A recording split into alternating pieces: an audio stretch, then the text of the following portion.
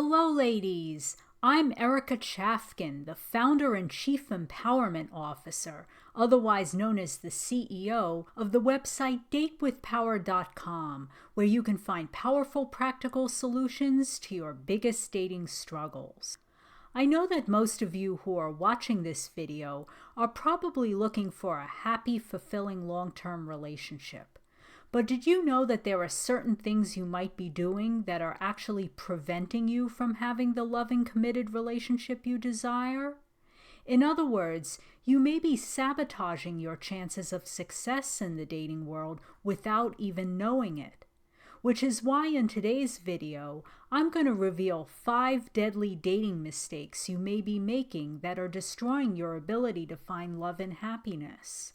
But most importantly, I'm going to tell you what you need to do differently going forward so you can start getting better results in your love life.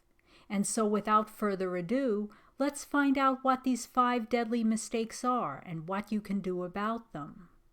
Deadly mistake number 1 is poor communication.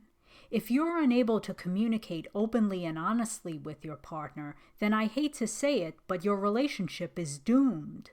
Why? Because your partner is not a mind reader. You can't expect him to instinctively know exactly how you feel or what you need in order to be happy. The only way he'll know is if you tell him. So if there's something you need your partner to do, just ask, but make sure to do so in a polite, gentle way. Or if he does something that upsets or bothers you, let him know, but don't be overly harsh and critical, since that could cause him to get defensive. Instead, tell him in a firm but tactful way how his actions made you feel and if there's anything he can do to remedy the situation.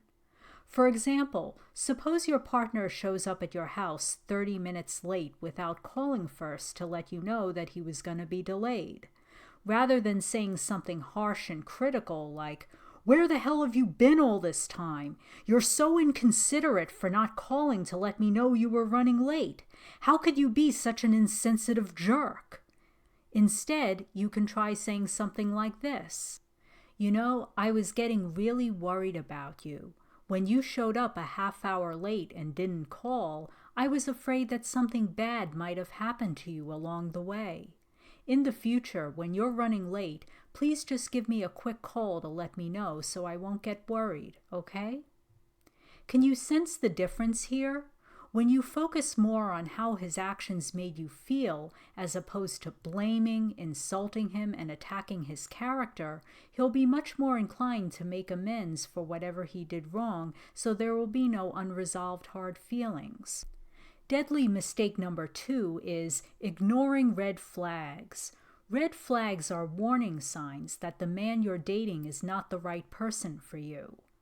Some of the most common red flags in dating are rude, arrogant behavior, pressuring you for sex early in the relationship before you feel ready, not wanting to commit or get married, verbal, emotional, or physical abuse, alcohol or drug addictions, fiscal irresponsibility, infidelity, and when his actions don't match his words, like when he says one thing and does the opposite.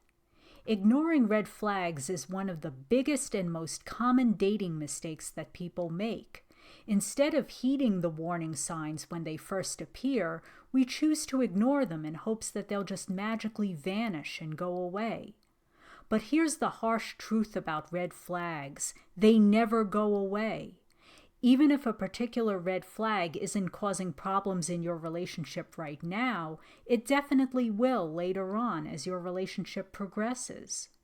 For example, if your partner is fiscally irresponsible, it may not matter much at the beginning of your relationship.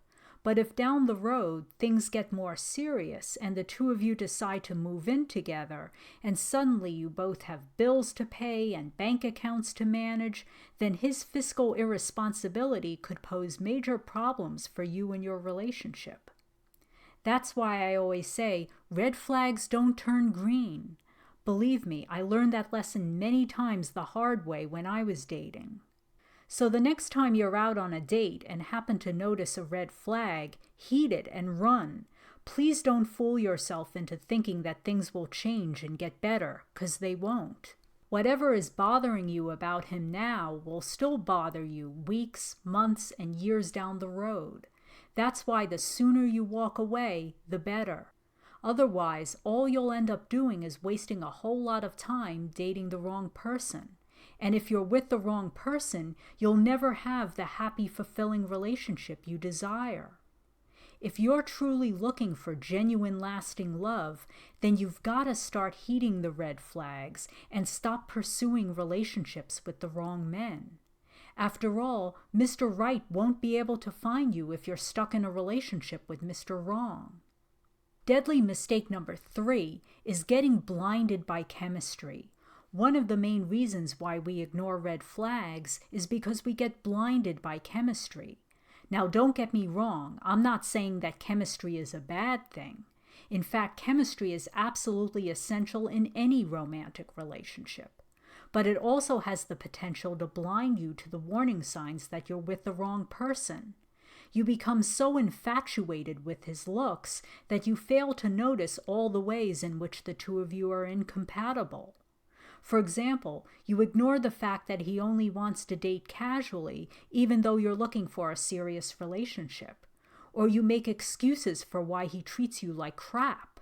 Or you put up with the fact that he doesn't make you a priority in his life and only sees you when it's convenient for him. And we do this all in the name of chemistry. Unfortunately, just because a guy looks good on the outside doesn't always mean he's a good person on the inside. When you're dating a guy you're strongly attracted to, resist the temptation to jump headfirst into a relationship with him. Instead, take things slow. Before getting too emotionally attached or sexually involved with him, spend some time getting to know him well first. Does he consistently treat you with kindness and respect? Do you feel relaxed and at ease when you're with him? Does he share your core values and relationship goals? Do you genuinely enjoy his company? Do the two of you have fun together whenever you go out? Is he easy to talk to, and are you both able to communicate openly and honestly with each other? If you answered no to any of these questions, then cut your losses and walk away. I don't care how hot or sexy he is. If he treats you like crap and makes you miserable, then what good is he as a boyfriend? Deadly mistake number 4 is not knowing what you're looking for in a partner. When I ask women what they're looking for in a partner, most of them provide very generic answers like, I'm just looking for a nice, down-to-earth guy, or I just want to find a good man who's looking to settle down and get married. To which I respond by saying, sounds great. Tell me more. What's he like? What other qualities does he have? What are his core values? How do you feel when you're with him? It's at that point when they usually give me that deer-in-the-headlights blank stare as if to say, duh, I don't know. You see, just wanting a nice marriage-minded guy isn't enough. While it's definitely important to find someone who's kind, respectful, and wants to settle down, those things alone don't necessarily make him the right guy for you. For example, a guy could be really nice and be looking to get married, but if his core values and lifestyle preferences differ greatly from yours, the two of you probably won't have a very happy marriage together. That's why I always say, just because a man wants to get married doesn't mean he's the right guy for you to marry. So then how do you avoid getting involved with the wrong person? First, you've got to get clear on what you're really looking for in a life partner. What specific qualities, traits, and values must he have in order for you to have a happy, fulfilling relationship with him? Whatever you come up with, consider these things to be your must-have criteria, since your partner must have them in order for your relationship to be successful. Second, you've got to identify your deal breakers, which are the things you have zero tolerance for, such as infidelity, physical abuse, addictions, and so on. Once you know what your must-have criteria and deal breakers are, It'll be much easier to determine whether the guy you're dating is actually the right guy for you. You'll be able to quickly weed out the losers, jerks, and commitment phobes, and be able to recognize the good quality men who are looking for a loving, committed relationship with a wonderful woman like you. Not knowing what you need in a partner is like dating with a blindfold on. You won't know what to look for and what to avoid. You'll end up wasting a great deal of time dating men who are fundamentally wrong for you. You might even overlook men who are great dating prospects for you. Until you get clear on what you really need in a partner, your quest for a husband will be much longer and more complicated than it should be. It's kind of like trying to buy a house without knowing where you'd like to move to and what types of features you want your new house to have. In a case like that, you'll probably waste a lot of time looking at houses that don't suit your needs. Whereas if you go into your house search knowing exactly what cities and towns you'd like to live in and what features your new home should have, you're way more likely to find a house you really like and avoid costly real estate mistakes. Similarly, when you know what you need in a partner, you'll be able to recognize the right guys when they show up and quickly weed out the wrong ones. That way you'll spend less time with men who don't have what you're looking for and more time with men who do have what it takes to be a great boyfriend and husband. Deadly mistake number 5 is neediness. Nothing scares a man away like a needy woman. Being needy is a huge turnoff to your partner because it makes him feel trapped and suffocated in your relationship. This is because no matter what he does to reassure you of his love and admiration, it's never enough to make you feel loved and secure. Not surprisingly, men find needy behavior to be extremely draining and exhausting. It's therefore no wonder that most men avoid needy women like the plague. Now, before I go on any further, let me first define exactly what neediness is. Contrary to what you might think, neediness is not about having needs. If that were the case, we would all be needy. Every human being has basic needs for love, companionship, acceptance, belonging, safety, and security. Problems arise, however, when you become solely dependent on your partner to fulfill these needs for you. In other words, you expect your partner to fill an emotional void in your life. For example, you require constant reassurance that your partner loves and desires you. This is because deep down inside you feel like you're not good enough. Or you're overly clingy in your relationship with him. You want to be with him constantly. When he's not with you, you feel antsy and insecure. You're looking for a man to rescue you from your loneliness. Even if he's the wrong guy, you still go out with him anyway, just to get the attention and affection you're desperately craving. You'd rather be in the wrong relationship than in no relationship at all. You worry constantly that he's going to leave you, even if he shows no signs of cheating or being disloyal. You feel compelled to email, text, or call him all the time to make sure you stay on his radar screen, because you're afraid that if you don't, you'll never hear from him again. Neediness is like pouring water into a bottomless glass. Your partner can give you all the love in the world, but it'll never be enough if you don't love yourself. No matter how many times he tells you how hot and sexy you are, his words will fall on deaf ears if deep down inside you believe you're unattractive and undesirable. No man can make you feel good about yourself if you don't feel good about yourself. The only way to conquer neediness is to tackle its root causes, which are most often low self-esteem, insecurity and trust issues, and loneliness. If you constantly seek validation and reassurance from your partner because you feel like you're not good enough, then the only way to eradicate your needy behavior is to improve your self-esteem. Learn to love and accept yourself as you are. Know that you are worthy and deserving of love. Instead of obsessing about whether you're good enough for him, focus more on whether he's good enough for you. When you have good self-esteem, you'll radiate confidence from the inside out. You won't need a man to make you feel worthy because you already know you are worthy.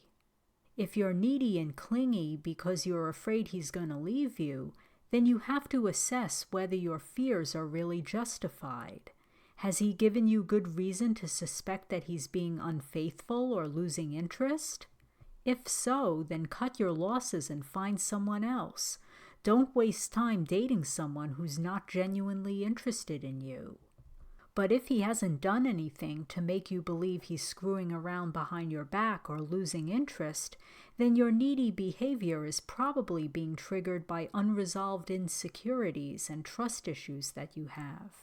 In which case, the only way you'll ever get rid of your neediness is to work on resolving those insecurities and trust issues. Otherwise, they'll continue to plague you in every relationship you have. Now, if you're feeling lonely and you think that having a partner will cure you of your loneliness, then I hate to say it, but you're in for a big disappointment. While your partner should definitely make you feel happy, loved, and fulfilled, he should not be the only source of happiness, love, and fulfillment in your life. Rather, you need to become the primary source of your own happiness, joy, and fulfillment. And the best way to do that is to lead an active, fulfilling life outside of your relationship. For example, spend time with family and close friends. Engage in activities you enjoy doing. Try taking up a new hobby. Go to the gym. Take a class. Meditate. Join a club or organization whose mission you identify with. Spend time being close to nature. Whatever you're interested in or passionate about, just do it. Spending time with your partner should be a top priority, but not your only priority in life. You also need to devote time and attention to your family, friends, career, and your own health and well-being. While your partner should definitely be an important part of your life, he should not become the sole focus of your existence. When your life is filled with people you love and activities you enjoy doing, you won't come across as needy and desperate when dating. By maintaining a busy, active life, you'll spend less time worrying about whether he's going to call and more time doing things that bring you joy. If he does call to ask you out, that's great. But if he doesn't, you'll still be disappointed, but it won't be the end of the world since you'll still have other fun activities to do instead. When you live an active, fulfilling life, you're less likely to pursue relationships with the wrong guys because you realize you have better things to do with your time than getting stuck in a miserable dead-end relationship. If you want to become an empowered dater, you should want a man but not need a man to be happy. When your life is already rewarding and satisfying, you won't need a man to fill any voids in it. Instead, your goal will be to find a man who will make your life even better and more rewarding than it is right now. That's why I always say, if you want to find the love of your life, live a life you love. So just to recap, here once again are the 5 deadly dating mistakes that we discussed. Deadly mistake number 1 is poor communication. Deadly mistake number 2 is ignoring red flags. Deadly mistake number 3 is getting blinded by chemistry. Deadly mistake number 4 is not knowing what you're looking for in a partner. And deadly mistake number 5 is neediness. Now, if you find that you make any of these mistakes when dating, please don't despair. It doesn't mean your love life is doomed. I remember I used to make these 5 mistakes all the time when I dated. But once I realized what I was doing wrong and made some tweaks to the way I dated, I was able to turn my love life around and eventually met a man who's now my husband. You see, when it comes to love, it doesn't matter how many mistakes you've made in the past. What matters is that you're willing to learn from your mistakes, realize what you need to do differently going forward, and then commit to making those changes in your love life. Only then will you achieve more success in dating and be able to create the happy, lifelong relationship you desire. So now I want to hear from you, ladies. Which of these mistakes have you made when dating, and what specifically are you planning to do differently going forward so that you'll start getting better results in your love life? Please share your thoughts and comments below. And if you'd like some additional support and guidance in helping you navigate the confusing world of men, dating, and relationships, then I encourage you to check out my website, datewithpower.com. There you'll find videos, articles, ebooks, and programs on all sorts of dating and relationship topics, such as online dating, improving your self-confidence, how to regain your trust in men after you've been hurt, how to deal with rejection and ghosting, and much more. So if you're interested, feel free to check it out at www.datewithpower.com. Finally, I want to thank you for taking the time to watch this video. I hope you have a fantastic day and wish you lots of happiness and success in your love life. And whenever you date, always remember to date with power.